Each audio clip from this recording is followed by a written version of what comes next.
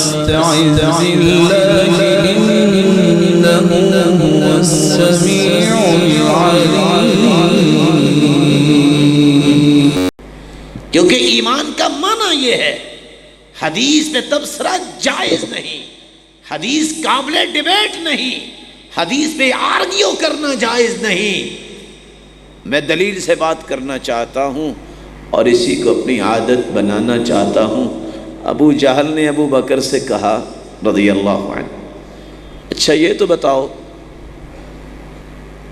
راتوں رات کو یہ آسمانوں کی سیر کر سکتا ہے؟ کہا بالکل نہیں. آسمان کہاں اور زمین کہاں؟ کہتا ہے حسناً، بہت اچھا جواب دیا کیونکہ اس کے مطلب کا جواب تھا. پھر کہتا اچھا یہ بتاؤ راتوں رات کو مکے سے چلے، سنگلاق پہاڑوں پہ گزرتے، وادیوں میں اترتے، بیت المقدس پہنچے اور 1,24,000 پیغمبروں کو نماز پڑھائے اور پھر راتوں رات ہی واپس آ جائے، ہو سکتا ہے؟ ابوبکر صدیق رضی اللہ تعالیٰ عنہ نے فرمایا بالکل نہیں. کہتے ہیں حسناً، بہت اچھا جواب دیا. مسکرا کے کہتا ہے اچھا جانتے ہو یہ کون کہتا ہے؟ کہا کون کہتا ہے؟ کہا آپ کا دوست محمد کہتا ہے. کہا اگر محمد نے کہا ہے تو دونوں کام ہو سکتے ہیں.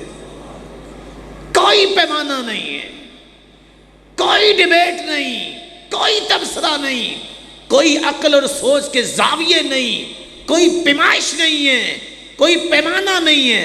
سوچا ہی نہیں ہے کہ آسمان کہاں، ایک رات میں کیسے ہو سکتا ہے، کیسے گئے. بات سوچنے کی جرت نہیں کی، فوراً کہا محمد نے کہا ہے تو ہو سکتا ہے. اس لیے حدیث کے ساتھ جب تک اس طرح کا معاملہ نہ ہو بندہ مومن صحیح ہوتا ہی نہیں. ایک اور دلیل سن لیجئے، صحیح بخاری مکمل کرنے والے تو پڑھ چکے ہیں. اللہ کے رسول صلی اللہ علیہ وسلم صحابہ کے درمیان بیٹھے تھے. فرمایا میرے صحابہ آپ کا صرف عمل حدیث پڑھانا اور سنانا اور سکھانا نہیں تھا، ایسے لوگ اللہ کے رسول نے پیدا کیے جن کا ایمان ہی ایسا تھا. آپ نے فرمایا ایک وقت آئے گا قیامت کے نزدیک ایک شخص گائے اور بیل پہ سواری کرے گا. وہ پیچھے مڑ کے دیکھے گی اور کہے گی میں کوئی سواری کے لیے پیدا کی گئی ہوں، میں تو کاشتکاری کے لیے پیدا کی گئی. گائے بولے گی.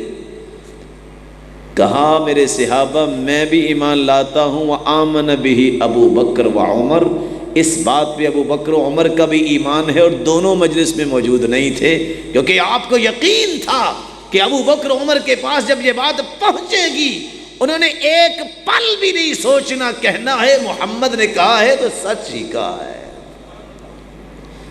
جب تک حدیث کے معاملے میں یہ انسان کا تصور، یہ یقین نہیں بنتا، ایمان اس کا بنتا ہی نہیں ہے.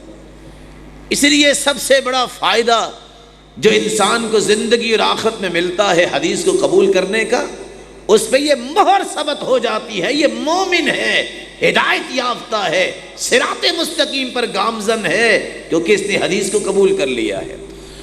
وَإِن تُطِيعُوهُ تَهْتَدُوا وَمَا عَلَى الرَّسُولِ إِلَّا الْبَلَاغُ الْمُبِينُ.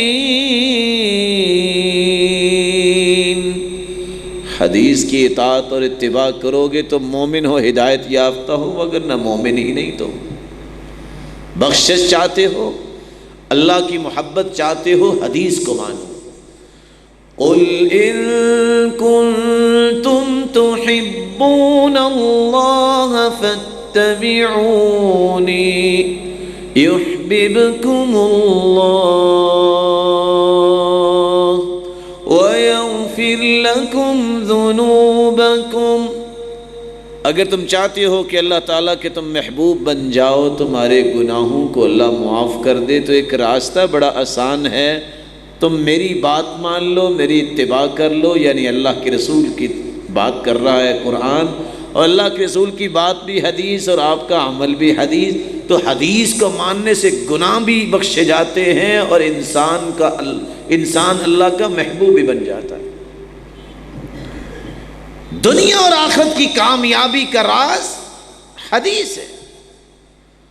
ومن يطع الله ورسوله فقد فاز فوزا عظيما.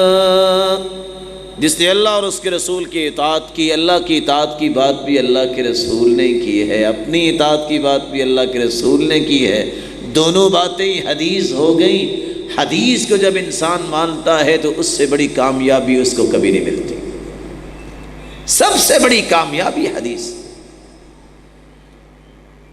رسول اللہ صلی اللہ علیہ وسلم نے صحابہ کرام کو یہ بات سمجھائی تھی، قیامت کے دن کا حسن اگر تمہیں چاہیے، جس دن چہرے سیاہ ہو رہے ہوں گے، جس دن چہرے سفید ہوں گے، قیامت کو چمکتا ہوا چہرہ اس کا ہوگا جس نے حدیث کو مانا ہوگا.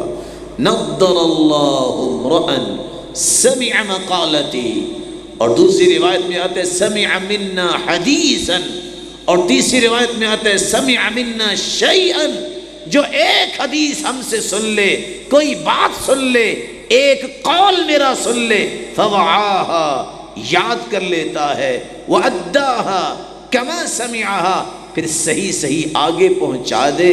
اس حدیث سے محبت کا نتیجہ کیا ہوگا؟ قیامت کو اس کا چہرہ سرسبز و شاداب ہوگا، چمکتا ہوا ہوگا. لا